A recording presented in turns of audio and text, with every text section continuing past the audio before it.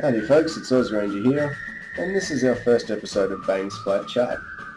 Now, I thought a good way to start would be by addressing a common caliber that a lot of people are advised to get when they're first buying a rifle, and that of course is the humble 223. Now, there's nothing wrong with the 223, it is a great caliber, but there are some nuances to it you should be aware of. 223 doesn't just mean 223. It also can mean 22 caliber, or even 224 caliber.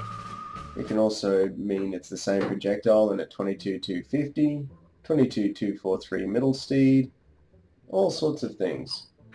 And of course, obviously 223. Is that clear as mud? Or as clear as the urine sample I just gave to the doctor? Probably not, but let's move on.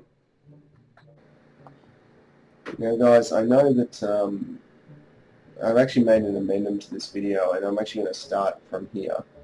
I'm going to just ramble on about this thing that I keep saying called design intent. And I've actually inserted this section to the start of this video after the fact.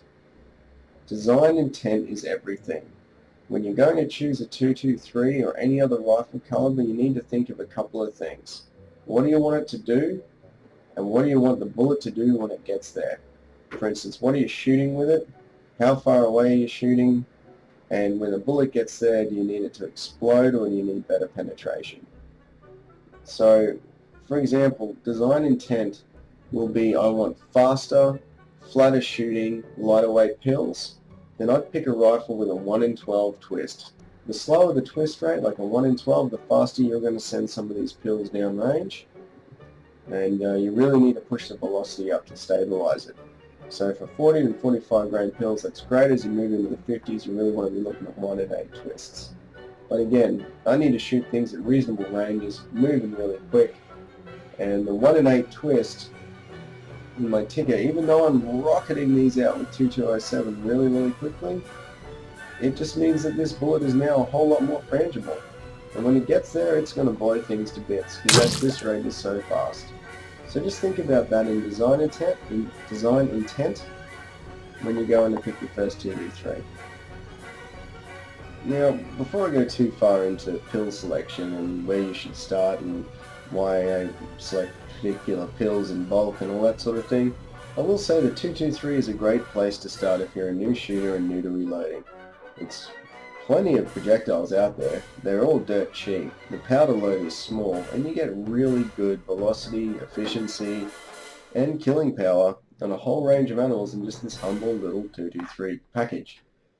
223 is great and it's a great place to start if you want to do bulk roo shooting, plinking, even target shooting. I mean, there's nothing wrong. You can load some really big pills in a 223. So don't let that scare you off. There isn't pretty much anything in it, there's pretty much nothing, I should say, in Australia that a 223 can't deal with effectively. And I've done pretty much all of them at some point in my life with a 223. But let's go into some specifics, shall we? Because I know you all want to know about different pills, and on Facebook quite often the questions come up, I've got a new 223, what should I load with, where should I start, blah blah blah. Now, I can only give you empirical evidence, things that I've done myself, and things that I've seen myself in a whole range of rifles through Rugers, Tickers, Howers, Remingtons, you name it. I've tried pretty much all of them and pretty much every brand of pill out there and almost every brand of powder. In fact, I've even loaded 308s with pistol powder to have like a reduced load, so I'm pretty much up to snuff on most of this stuff.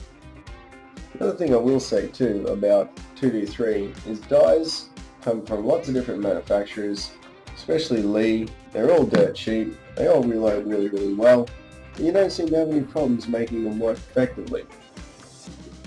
Don't be too worried about rounds with cannulas on them, or cannulas on the side of them either. I never really learned how to pronounce that very well because I didn't really care.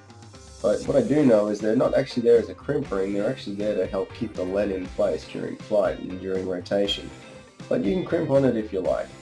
Well, let's move past that and let's talk about these projectiles which I use on a regular basis, which perform, I think, reasonably well. In fact, I have a top pick of the bunch in one of these. You can guess what it is. Put a link below and I'll send you a smile. Alright. Okay, cool. So we're going to go from, well, it's in reverse because I'm looking at it through a camera. We're going to go from left to right. Now, if you're into bulk shooting and plinking, this is the Hornady Grumax. It's a 55 grain, boat-tailed, spitzer point, and you know what? These are actually really good. For the price you pay, you get them in 600 or 1200 lots. They're a really good, effective roo culling pill. I do prefer them to the Super Roo because I find they expand just that little bit better. I found the Super Roo drilled a lot of holes in things and didn't actually expand how they should in a number of occasions. Didn't seem to have that problem with this particular pill.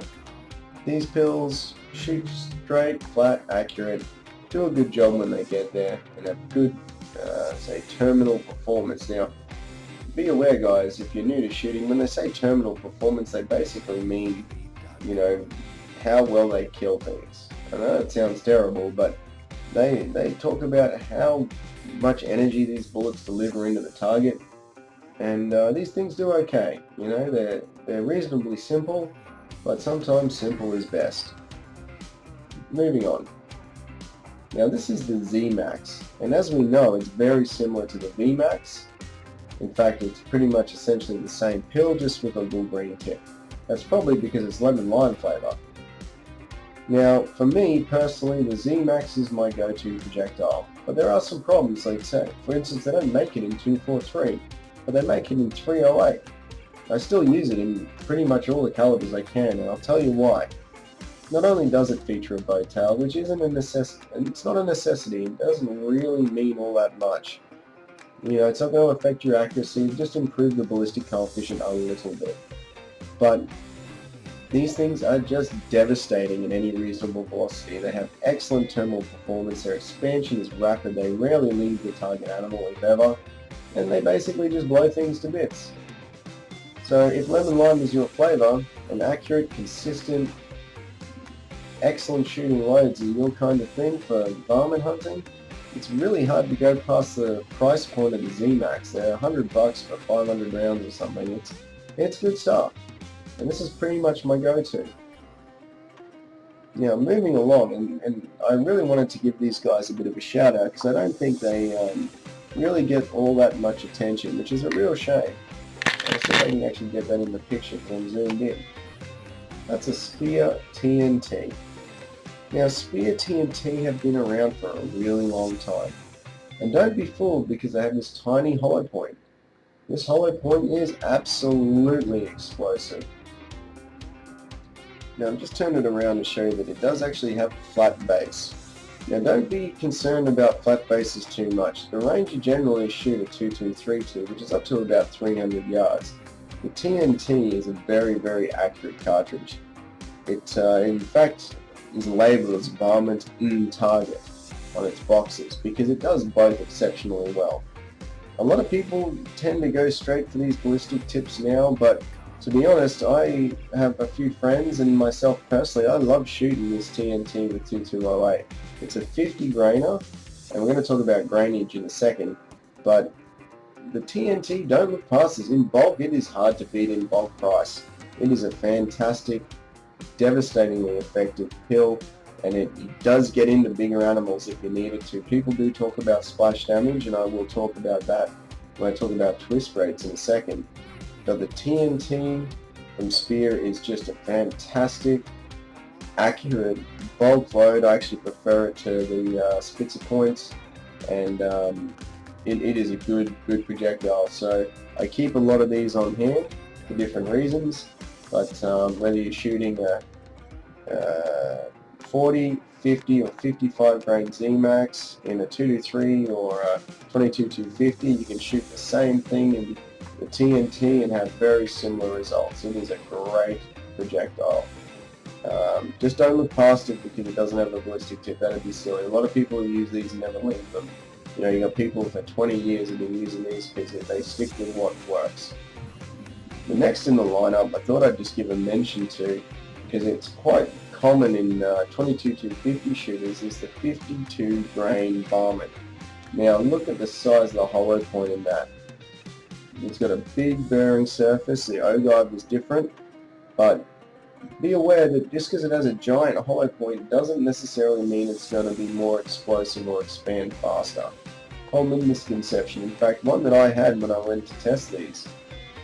These things will actually penetrate deeper in my experience than these will. And I think it's because they use a different lead in it, and it's designed to open and expand quickly but basically stay together a little bit more to give you a big flatter surface to punch through the boiler room of a pig or something like that. I've found that personally you can see the drop on these because they have a terrible ballistic coefficient, but don't let that stop you. And these things are still dead accurate, but they do drop more, in that little red tracer beam you see at night when these things come out white hot or red hot. You can see the drop in them, and it's significant. I prefer the 50 grain TNT over the 52 grain varmint, but that's just me. You know, you might have different results, and you can certainly post them below and let me know your thoughts. So, out of all of these projectiles, let's move on and we'll discuss the next thing, which is twist rate. Now, back to where we were talking about twist rates. All of these projectiles will shoot really good in a 1 in 8. And my bet, probably most of them will shoot pretty good in a 1 in 12 too. But the 40 grain Z-Max rocketing out there at that 1 in 8 twist, absolutely grenades when it hits things. It's a perfect small varmint caliber. Now, the 50 grain Z-Max is just as good with a stiff load at 2208, whether it's in a 1 in 8 or 1 in 12, it'll still work just fine. But definitely look at your ADI powder loads. If you're going to be doing bulk shooting, you want to get the fastest you can get. And a lot of people go, oh, speed isn't everything, but to be honest, I've never not pushed the boundaries of velocity in a 223 and ever had bad results. In fact, velocity is everything. The whole reason we have a gun is to, from the caveman ages, is to throw a stone a lot bloody quicker than we could by hand. Basically to reach out and touch things at big ranges. I mean, that's essentially what we're doing. We're just using chemical energy to throw a lead weight at really high speed. So don't be scared to push your rounds really hard. Obviously work up to it, but velocity is king, and that's why I like the 40 grain and 50 grain Z-Max. I think that in the 50 grain TNT, they are phenomenally good loads. So what does this all mean? Well, with the 223, I'll tell you what I think it means. If you're just starting out and you got yourself a 223 and you get yourself a set of dies and stuff and you've shot some factory ammo and you're like, yeah, I want to do some reloading. Awesome. I would start with the 40 and 50 grain Z-Max. Just get a box of 100 of each to try them out, or 500 of each, or whatever you want to get. And get a box of 100 TNT 50 grain, well, Spear TNT 50 grainers. Get some 2208 and maybe just a little bit of 2207 and give these a run. If you want to go real fast and real flat, you get some really good velocity out of a 1 in 12 if you decide to go that way. If you want to go the 1 in 8 so you've got a bit more selection, that's fine too. I shoot the 40 grainers out of a 1 in 8. But, don't be scared to try the 2207. And the 2208 is great for everything. It's probably one of my favorite powders. If you're using a 22250, again, my Z-Max is definitely up there on my priority list. I pretty much stick with these guys. I've got to be honest, like, for the price point and the quality of the projectile, they are hard to beat. These are a close second. But, try them out yourself. So guys, I hope that's been helpful in the 223 calibers. Now I'm going to step up to the 6mm calibers or the 243 and tell you what I found in that. Alright guys, just to cap it off, I know it's been a long video, but thanks for sticking with it. The 40 and 50 grain Z-Max is my absolute pick of the bunch. They are fantastic. My powder pick, if you're new to reloading and shooting and looking at a 223, is always going to be 2208 because it's nice and safe. And you can use it in any other caliber when you want to step up. You'll be familiar with it and familiar how it throws through your powder throwers and all that sort of thing. The only other thing I'd say though, guys, is don't limit yourself to a 223. If you need a bit more, the 22-250 shoots the same pill. It's very economical to shoot, and it has a massive advantage in terms of velocity over the 223.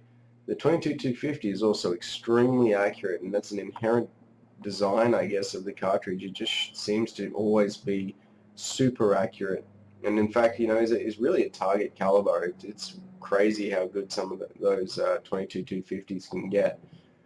You're not limited to a 223 or a 243. The 22-250 sitting right in the middle will absolutely smash almost anything that comes your way. So consider that as well, because you can use the same pills, they're nice and cheap, and the powder load is relatively small. But since we were talking about 223 caliber, I thought the 22-250 should get a real mention as well.